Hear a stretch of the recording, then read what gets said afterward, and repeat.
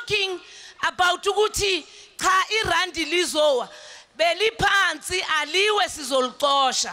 Anyone who stands in our way of radical economic transformation must be set aside. There's a difference between response and giving an answer. And he's going to give an answer here. You're going to give an answer, Baba. Speaker, just wait. Just wait. Deputy Speaker, you can't say to a person, you are not recognized, but withdraw. How do they withdraw if you did not recognize Honorable them? member. I will not sit back until, in fact, Jacob Zuma has his day in court.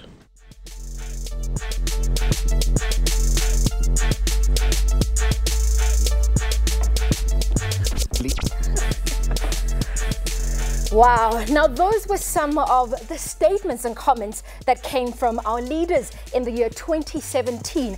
And with that, we want to say good evening, South Africa, and welcome to Expressions. And I know you know this by now, because Expressions is definitely the place where you air your views. Kina hoistelena, Jacqueline Mapala. Kanti kuphi nakuphi lapha kufinyelela khona Expressions. I'm your host, Umxolisi Wakamasango. Now, sizakini sikhoma kungolesine kusihlwa. Now, our poll question this evening, Jackie, we ask, is the current leadership of South Africa relevant to the youth? I mean, that's a very important question, Ko, especially with only 9 days to go before the African National Congress holds its elective conference. The race for the party leadership has entered into a crucial stage. The race is now tight between Nkosazana Dlamini Zuma as well as Deputy President Cyril Ramaphosa. Now, who will battle it out to replace President Jacob Zuma come the 16th of this month? Are we likely to see young leaders emerging from the national executive structures? Well, before we get to this also important discussion, let's find out what you had to say on the streets. Hi Expressions, my name is Linda Kumete and today we are exploring the topic of South African leaders. Sifuna ukubuza ukuthi mhlambe abantu abasha bethu do they relate to abaholi bethu bangalesi sikhathi, and if not, we just want to find out what can be done to change lesi simo esiphila kuso. And we are here at Soweto today to find out what young people think of abaholi bethu balesi sikhathi. So how do you feel about our current leaders of the country? Akuna nix into abayichunayo. The only thing abayichunayo, the only bakhuluma la bakhona ofisini bashiya amasuthu, the only thing abaphumela ngaphandle kwemphakathini akuna nix abayimplementayo. Bomadala ba must step down bakhathitsi bathu ba batala young blood bo rona so bangatshintsha nje umhlala phezulu wethu yabona akaphuma esikhathele uwe maybe mangabafanga umuntu onengqondo ozosicabangela thina abantu bangayikasi ukuthi siphila kanjani izinto zingaba right ukuthi kuchentshwe abantu laba abahlezi phezulu etulweni yabona uma minister of sport, minister of what yabona lezinyane ezinjalo ungena abanye abantu kubeke ukuthi kuzoyenzakalani abantu bafuna ukuleader waya even if base bahodi mele bagaye intwana isishance yabona intwana zageleza ama still azibuyika sasithola umsebenzi. ANC must be removed from government. The EFF must take over because it's the only solution to black people's problems, generally. They don't actually care about the people. They're telling us about jobs that they can't create. I mean, where are jobs going to come from? They don't just fall from the sky. I feel like the people on top are not communicating with us, Tina, at the bottom. Like, the leaders are being selfish about everything. They're not trying to go back to their people and find out what's going on and take action. We need better leadership, and so far there's no party that represents it. A lot of very strong comments coming from young people on the streets. But to take this discussion further, I'm joined in studio by Sizopila Mkhize, who is from the ANC Youth League NEC member. I'm also joined by Pogiso Mtimunye, who is the DA Youth Chair in Gauteng, as well as Uridiretse Masebe, who is an EFF Wits SRC president. So we got the big guns today, right? Ladies, and gentlemen, welcome to Expressions. And you know I never do this by myself. If you wonder what's happened to my co-host Umxolisi, is on the other side manning our social media. And obviously he's going to be bringing some of the comments that you'll be sharing us on all this important topic. But let's get into it. I mean, I've got a full house today, which is exciting. I'm glad that all the political parties have been represented. Guys, let's get into it. I mean, the young people are speaking loud and clear. I think let me start with you, Sizopila. They're saying that the current leadership is too old. They feel that it's not representative of the ideals, the interest of young people. What would you like to say about that?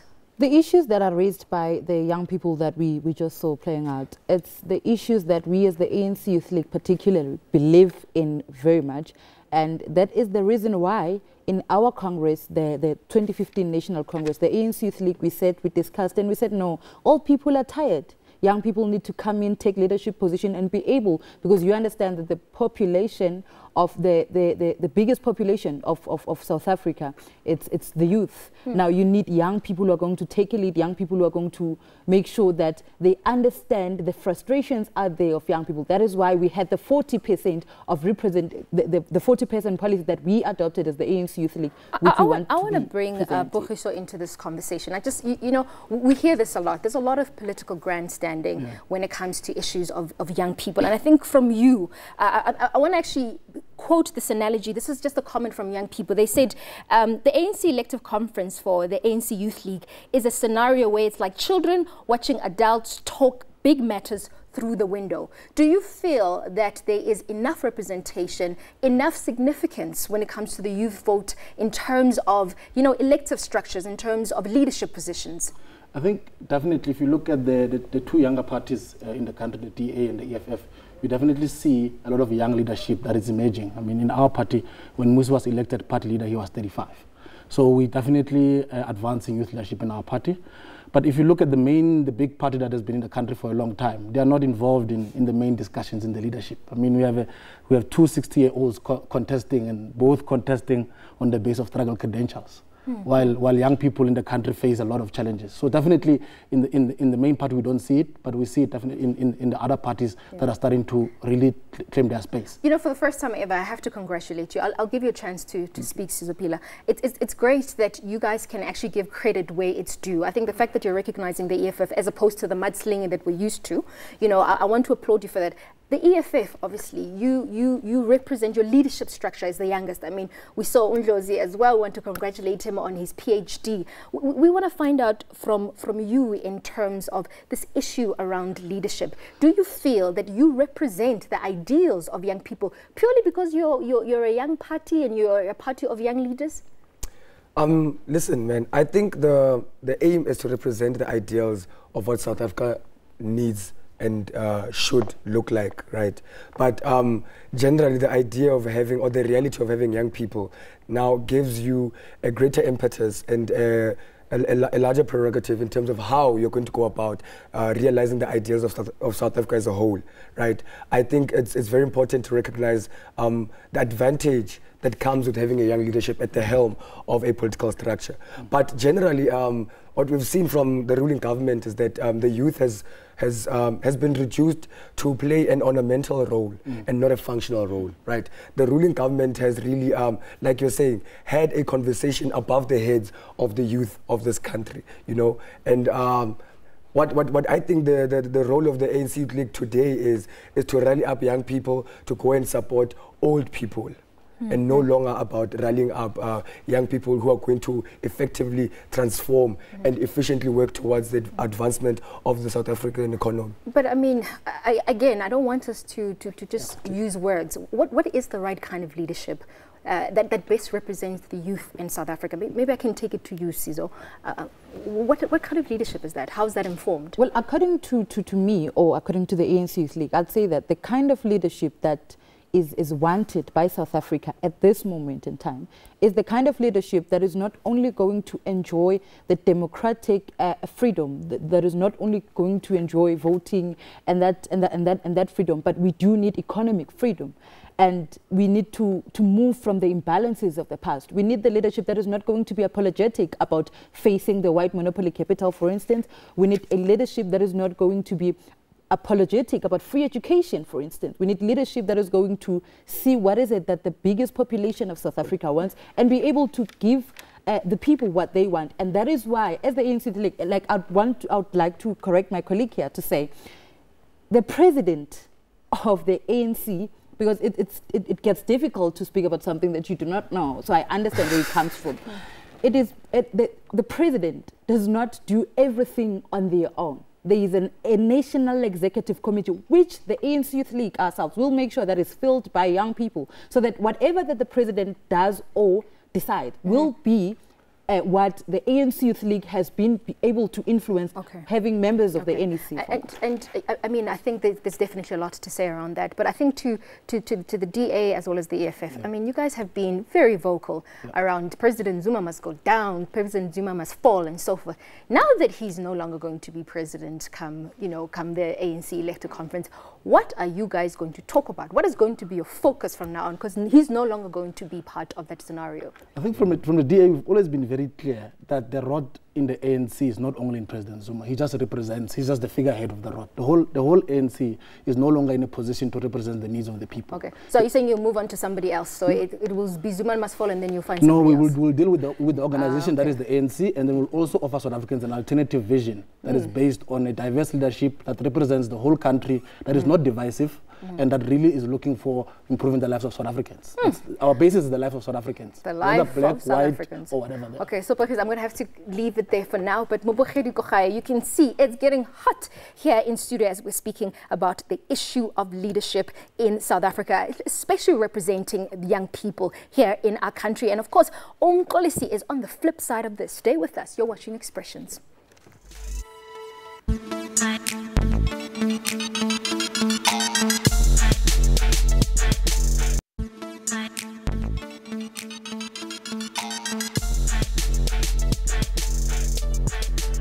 I guess Pindesin Bingeles Namgeli, you're still with Expressions, your #1 youth current affairs show. Konelago Ngapambilu, SABC 1 Mzansi for sure. Now, at the back of fireworks that we saw in the studio during the course of the break, some people coming out to say that the ANC Youth League's Congress was stage managed. We'll be coming to that. I want to get more views on that. But of course, we're now joined by Wits political professor Susan Boysens. Good evening and thank you for joining us. And good to be here. Great to be here. Now, you heard that fiery discussion that was happening on the other end, but to be realistic right now, we've had an eventful year when it comes to politics. At the back of state capture, at the back of reshuffle after reshuffle, so much has happened. Tell me, Prof, if you had to look at your little crystal ball, what do you foresee happening in that conference? Hey, you know, the exact outcome we cannot tell yet. We know it's a neck and neck. We know at this stage where there are about 2,000 potential voting delegates who we do have no indication of what direction they're going to go. So on the outcome, we do not know. And there are a few silent elections that I think people should really be watching. The first silent election is that of a deputy president. We know that person won't have an automatic right to become the successor in another 5 or 10 years' time, but that person will have a good chance to be in there.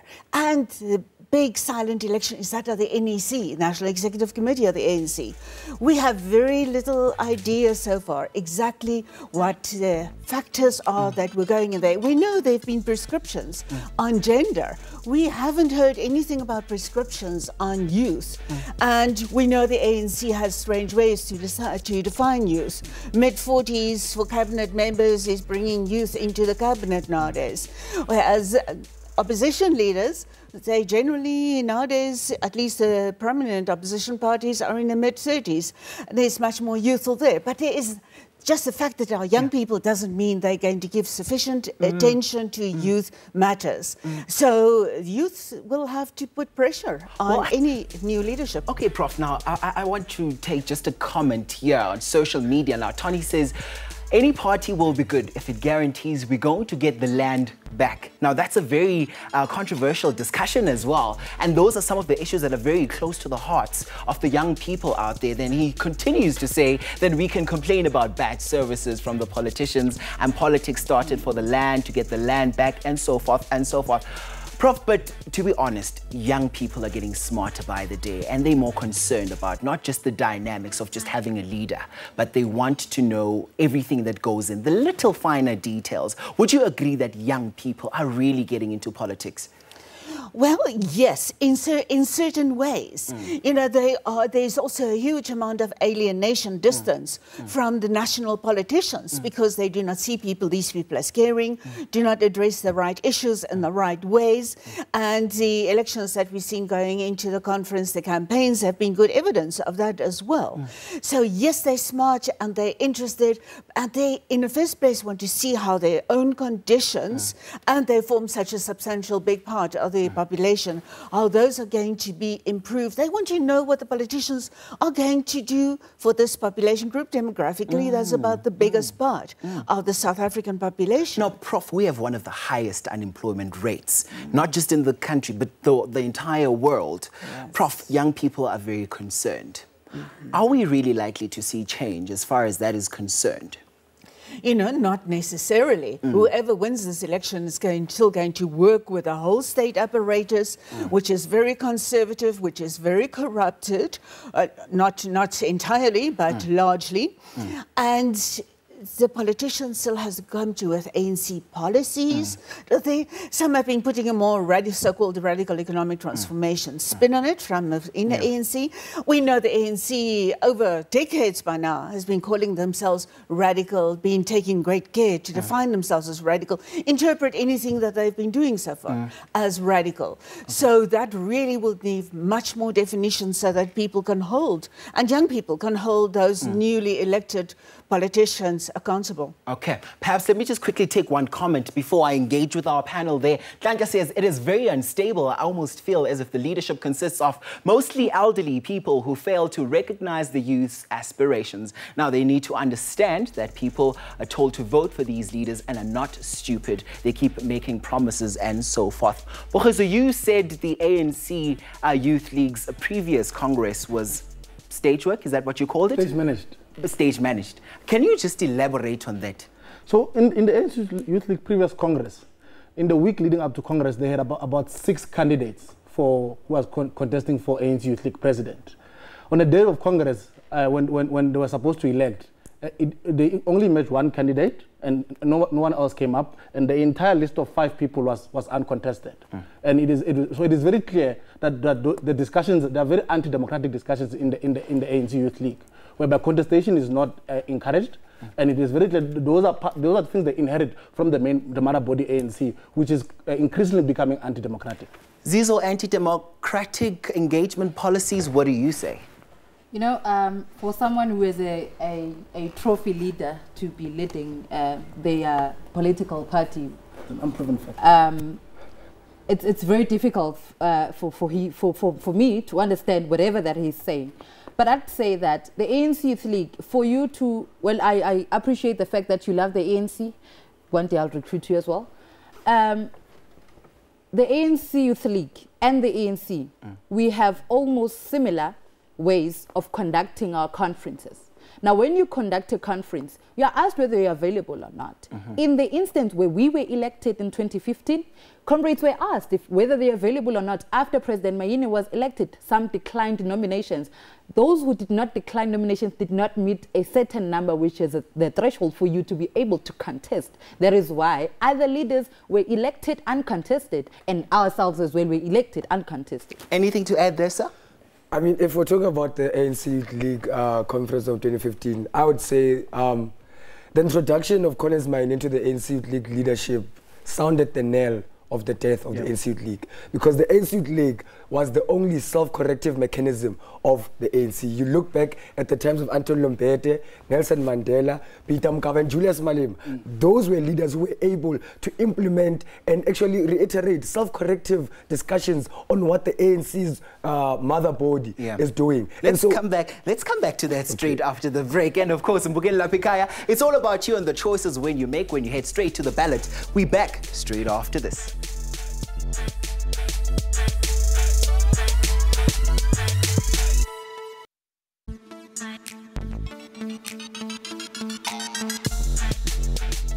Welcome back. You're still watching Expressions here on SABC1. Today we're talking about the also important conversation around leadership, but I think most importantly, whether the current leadership is relevant to young people here in South Africa. And of course, I still have my political party still represented on this table. But guys, we obviously have to close this conversation and just round things off. But I think I wanted to ask you, Sizopila, especially around the fact that the ANC Youth League is supporting Nkosazana Zuma as your ideal, I suppose, candidate. I mean, what was the basis behind it? I mean, how is she going to lift and raise the issues and the interests of young people, according to you? We believe that Nkosazana is one woman who has a very clean political history and is not going to be corrupted by anything. For over the years in her political career, she has never been corrupted by anyone or anything. And we believe that she is the right candidate to take us to economic freedom in our lifetime. And I just want to bring as well to Pogiso as well, just for your also closing comments around this. I mean, leadership is an important issue in South Africa, especially if we're looking at the next coming 10 years, you know, the next generations to come. I mean, what are you offering as the DA to the current conversation, at least agenda, around leadership in South Africa? I think as a DA, we represent a party that has young people at its heart and at the heart of our policies. Tomorrow we'll be introducing our policy, what we call the My Money Year, where young people, where out of school, young people will be offered internships nationwide, where they'll be earning, they'll be learning, and they'll be getting training and be ready for the world of work. We are all about practical proposals. We are all about changing lives of South Africans with real workable proposals, and want to encourage young people and South Africans in general to look towards parties that offer a future that is very clear and well planned. And I think for you, Rudiretsi, I mean, land, unemployment, those are big issues that you guys are championing. I mean, what would you like to say to young people? Before I say that, the DA must not confuse practical measures with capitalist measures, because the DA, what it wants to do, and if you look at most of its policies, is that they want to churn out into industries a whole bunch of young working slaves that are going to be servants and slaves of capitalism and industry. And they are not interested in equipping black people in terms of issues of contextuality and what it means to be young and in an employment field that is quite anti your existence. Unfortunately, we're going to have to leave it there. Unfortunately, I want to now throw it back to Umxolisi, who will be giving us a lot of our closing comments from Thank social you so media. much, Jackie. It's always such an event watching the panelists go back and forth. Now, Prof, we out of time. Quick, 20 seconds, the way forward. What do you see happening, and young people are watching at home? Yeah, they really have to stand on their rights to get what will be to their advantage from the politicians. And there needs to be those critical voices. And the ANC needs to take great care also as a continuously, at least for now, governing party, to create space for those critical voices inside, because I think the ANC is still suffering from that period where it cut out Julius Malema and his associates, who then became the EFF, critical voices inside the ANC. That is lost space, as is the tripartite alliance space now. The ANC is also lost that space for critical internal contestation. And we need lots of critical thinking indeed, Prof. Yes. I'm sorry we ran out of time, Prof. And Bugel now lapekaya and Jobu Suizwele Pelo Professor Oti, it's all about ingumo oitatayo when you decide to go and vote. And of course, Jobo was good to stand utu and Utabangani. Take a look at what you want us to discuss in Gesontel. Hi Expressions, my name is Lindobuhle Simelane. For next week's topic, I would like to propose the issue of alcohol abuse or binge drinking during festive season. Ayikho mhlawumbe enye indlela esingasithokozisa ngayo than us ukuthi sisitike ngotshwala. Stay tuned for next week's episode of Expressions. Wow, we're talking alcohol next week. It's going to be interesting. Joba sesibona festive season isisondele nje. Very important conversation. We want to say a big thank you to our guests. Thank you for giving us insight and a lot of food for thought on this very important discussion. Professor Susan Boysons, thank you so much for joining us. Mbugela Lapekaya, this evening we leave you with the soulful, diving sounds of DJ Tira. And of course, Cutting Edge is up next. We wish you a spectacular evening going forward. Take care. Adios.